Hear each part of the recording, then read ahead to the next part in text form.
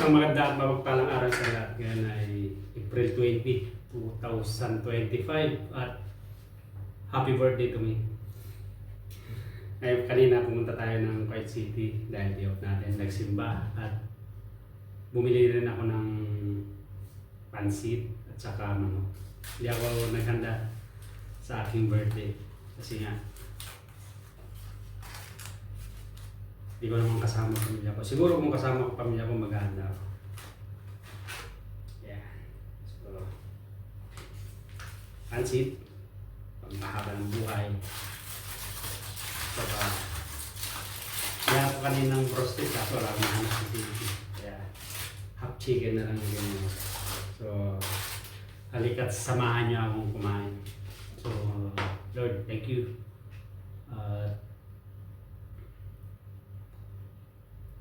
Narating ko na naman itong 49 years old na ako.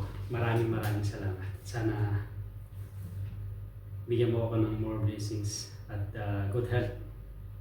Thank you. At happy Easter Sunday na rin sa inyong lahat. At happy birthday to me. Happy 49th birthday. Halika't samahan niyo akong kumain.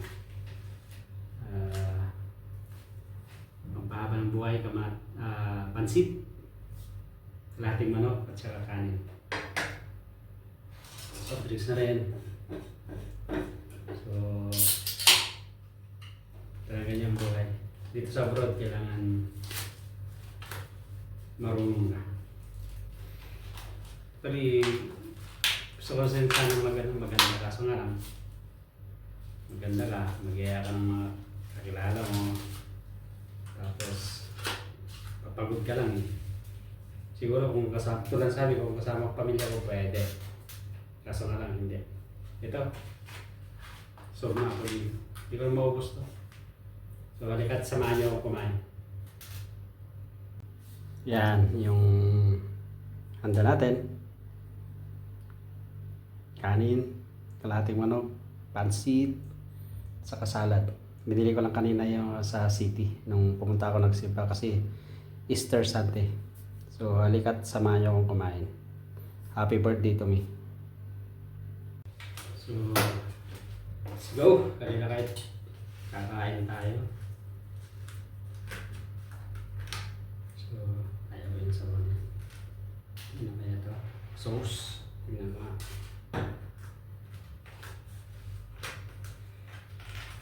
Napakalungkot. Sana siguro kung kasama ko pamilya ko, ang saya.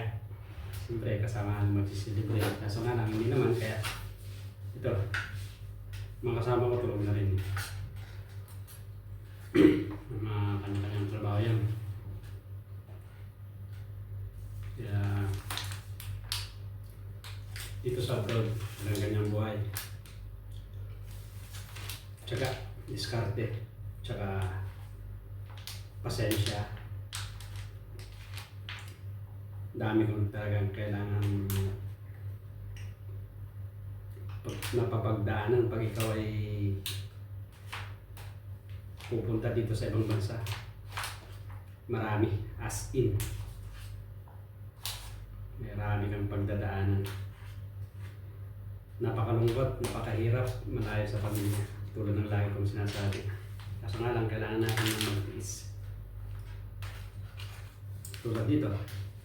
Pwede ko. Ginawa ko lang kanina, pumunta ako ng city, nagsimba. Kasi nga tama-tama, Easter Sunday. Doon, kumain din ako doon kanina. Tapos ito, nagtikal ako ulit. Tulad dito, manok. Sarap sana kung tulad sabi ko kasama ko ang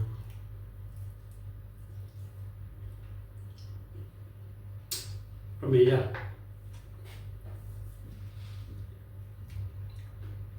Para ma-enjoy, kaso nga lang, hindi naman. Pero talaga yung buhay.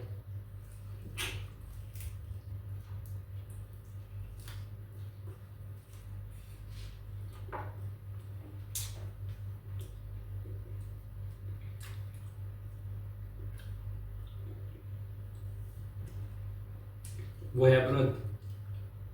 Ano na iba, napaganda. Pero sa totoo lang, abroad ay isang sakripisyo. Yun ang katotohanan. Ang abroad ay iniisip ng iba. Para sa akin, ang abroad ay isang sakripisyo. Napakalaking sakripisyo. Kasi napakalungkot, napakahirap mapalayo sa pamilya. Kailangan magsakripisyo. Although hindi naman lahat.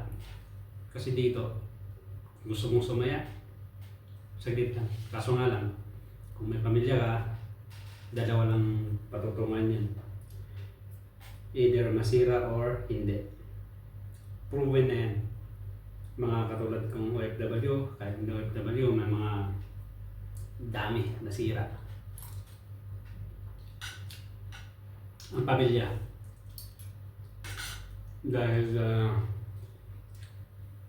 di nila kinaya ang lungkot, pangungulila dito sa ibang bansa. Kaya kailangan kapag nag-abroad ka, matatag ka. Ihanda mo yung sarili mo. Kasi ito lang ang sabi ko, maraming ang pagdadaanan dito.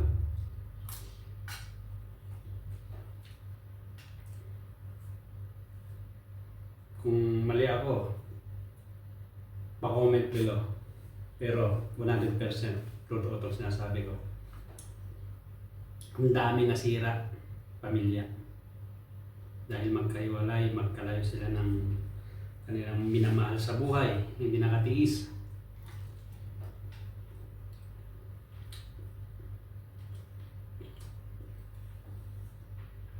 Ayun. Iba na pinagkagawa, kaya ito lang sabi ko, whether masira ang pamilya, ngayon pinabasan niya. Tapos sa magiging kawawayan yung mga anak nila kung meron silang anak.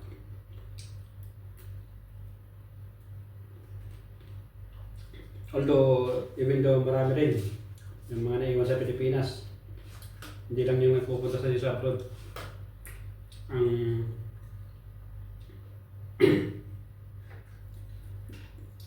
nagloloko. Which is, diretsahan na dahil hindi naman tayo batay. Totoo yan, di ba? Marami. Yung mga, tulad sabi ko, kung mali ako, pa-comment below. Yung sabi nga nila na ano eh, sabihin mo matatag ang pamilya mo. Pag yung isa sa inyo ay nag-abroad, pag nakabalik, buo pa rin pamilya mo, matatag. Pero pag hindi, sira. Yan lang yung ano, patutunguhan yan.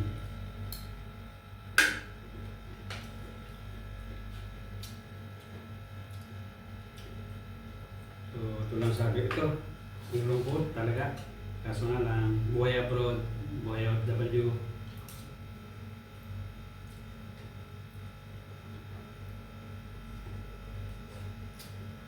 Kailangan talaga natin mag-tiis at saka mag-tiyaga. So, kung mali ako, pa-comment tulad ng sabi ko.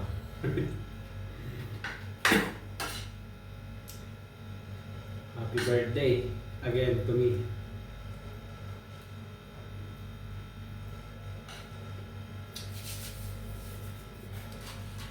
So,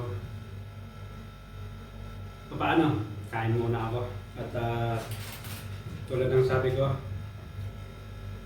mga ka-OFW sa masulok na mundo, tiyaga, tiis, at sakripisyo. At mga kababayan ko sa Pilipinas, mga sa buhay na sa abroad, ang pag-abroad ay hindi madali. Ang abroad ay isang napakalaking sakripisyo. Yan ang katotohanan. Nakikita nyo man yung mga mahal sa buhay sa ibang bansa. Maganda ang pag nagpipicture, maganda yung lugar, pero deep inside yan, malungkot mga yan. Tulad ko, Kaso nga, kailangan mo talagang magkaroon ng inspirasyon, inspire. Meron kong target para sa ganun maabot mo. At tiwala sa mga pamilya.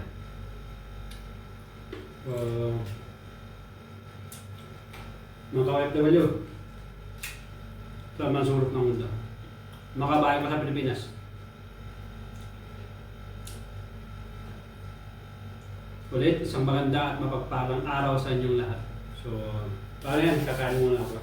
Maraming salamat at happy birthday ulit kami.